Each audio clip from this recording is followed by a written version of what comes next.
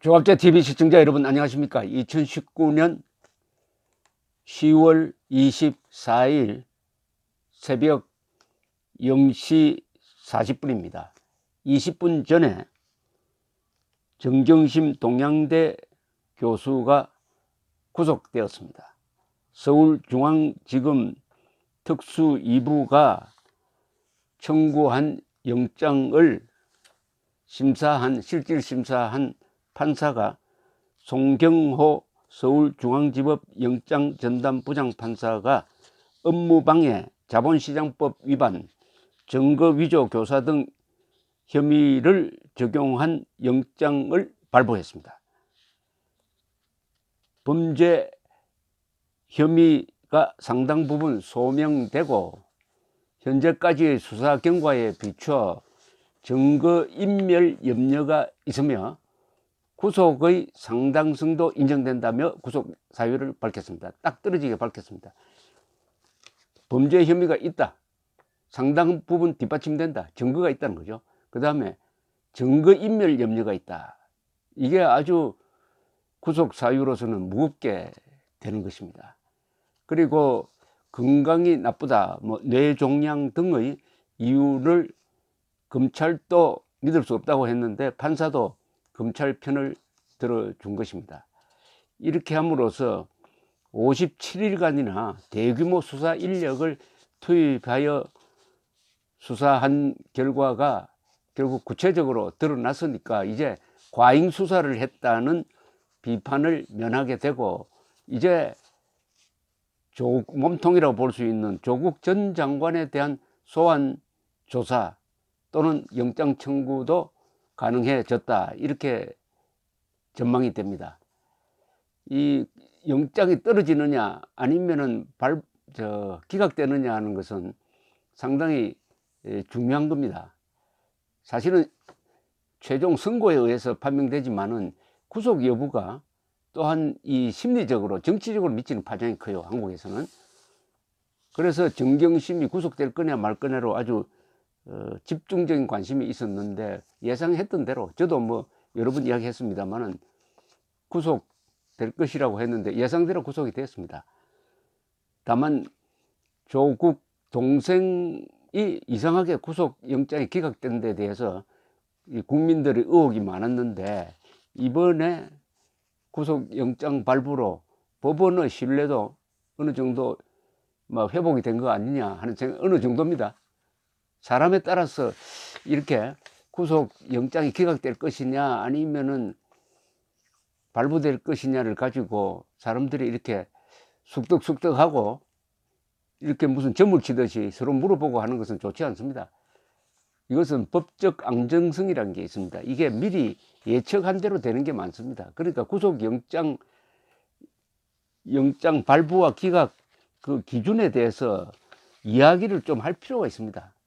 국민들에게 공개할 필요가 있습니다.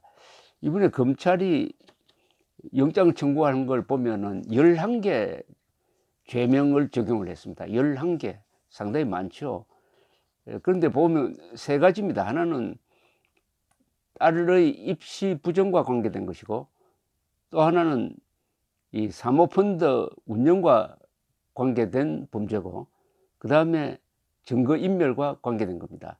이 동양대 교수로서 총장 표창장을 위조해 가지고 딸의 입시 과정에 활용하도록 했다 하는 의혹이 첫째 업무방해입니다.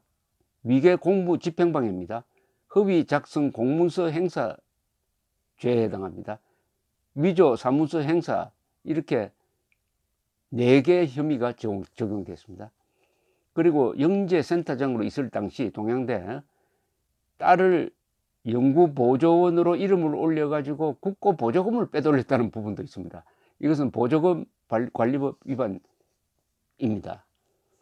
그리고 사모펀드 운영과 관련 일가가 투자한 사모펀드 운영에 깊게 개입해가지고 투자금을 차명계좌를 통해 돌려받은 의혹 등에 대해서는 업무상 횡령, 자본시장법상의 허위신고, 미공개 정보 이용, 범죄수익은닉법 위반 혐의가 적용이 되었습니다.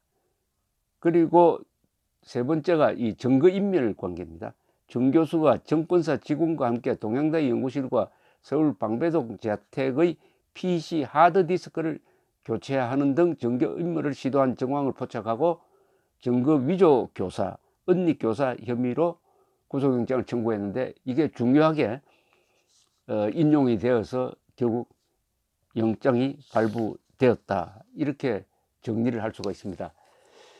그런데 여기 지금 범죄를 보면은 이게 범죄도 여러 가지 질이 있습니다.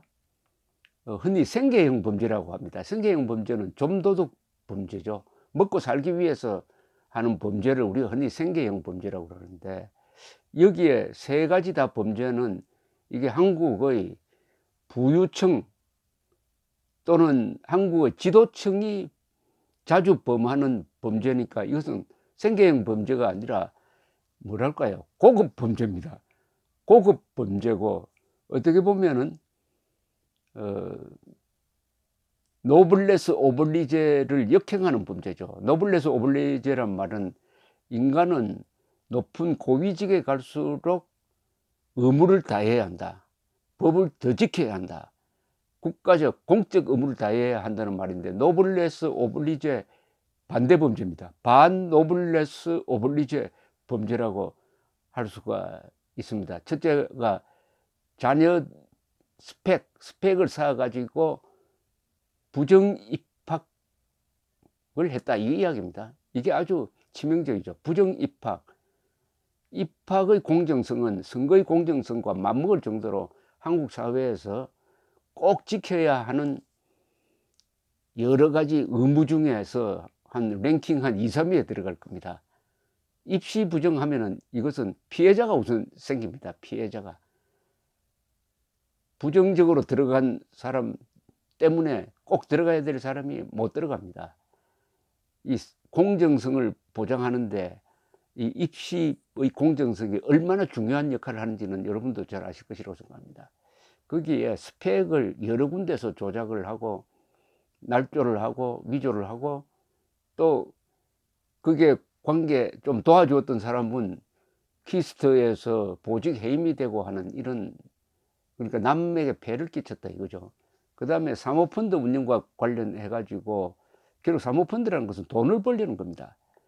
돈을 벌려는데 이게 조국 씨가 민정수석이 되니까 여러 가지 제한이 들어가는데, 그걸 피하기 위해서 불법을 저질렀다, 뭐 이게 되는 것이고, 그 다음에 증거인멸이죠. 이 세 가지 범죄를 다 합치면은 구속이 당연하고, 지도층 인사로서는 절대로 해서는 안 되는 일을 너무나 종합적으로 했다. 여기에 지금 관계된 사람이 조국 씨의 오촌 조카는 구속이 됐습니다. 그리고 조국 씨의 동생은 다른 범죄로, 그러니까 채용 비리 범죄입니다. 교사로 채용해 주겠다고 해가지고 2억을 받은 범죄로 지금 수사를 받고 있고, 1차 구속영장이 기각되었다가 아마 재청구될 가능성이 있습니다.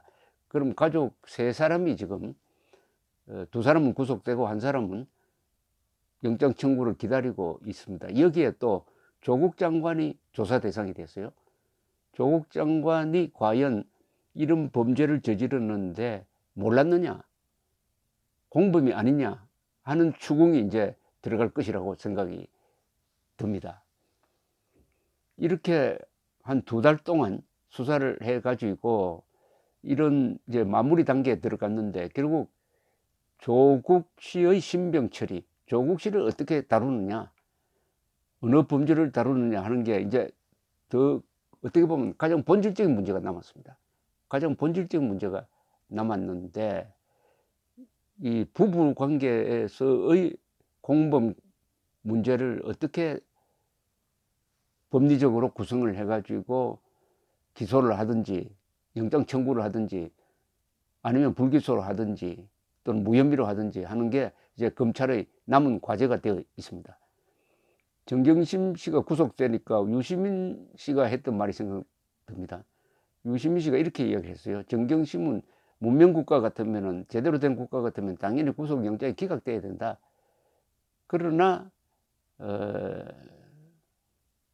영장 발부될 가능성도 있다. 만약 영장이 발부되면은 그것은 조국 씨가 졌다고 봐야 된다. 이런 이야기를 했습니다. 조국이 졌다고 봐야 된다. 부인의 영장이 발부되면은 그런데 발부되었습니다. 그럼 유시민 씨의 판단은 어떠냐? 유시민 씨는 아직도 이 조국 일가 수사를 정치적 수사로 보는지 이제 유시민 씨가 자기 말에 책임을 져야 되는 단계로 갔습니다.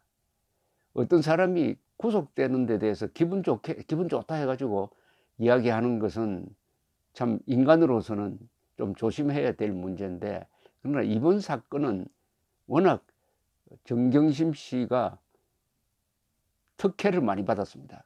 수사를 할 때도 비공개 수사를 하고 언론도 얼굴을 보여주지 않고, 심지어 이번에 영장실질 심사를 받기 위해서 법원으로 갈 때 다 찍어 놓고도 방영을 할 때 얼굴을 흐릿하게 해가지고 과잉보호죠. 그렇게 할 필요가 없는데 전직 대통령보다도 더 높은 대우를 받았습니다. 그러나 결국은 법원의 판사가 온당한 판결을 했다고 봅니다. 온당한 결정을 했다고 봅니다. 구속이 됨으로써 우리나라 헌법 제11조 모든 국민은 법 앞에 평등하다가 구현되었습니다. 그런 점에서 정의가 구현되었다. 저는 이렇게 결론 짓고 싶습니다. 감사합니다.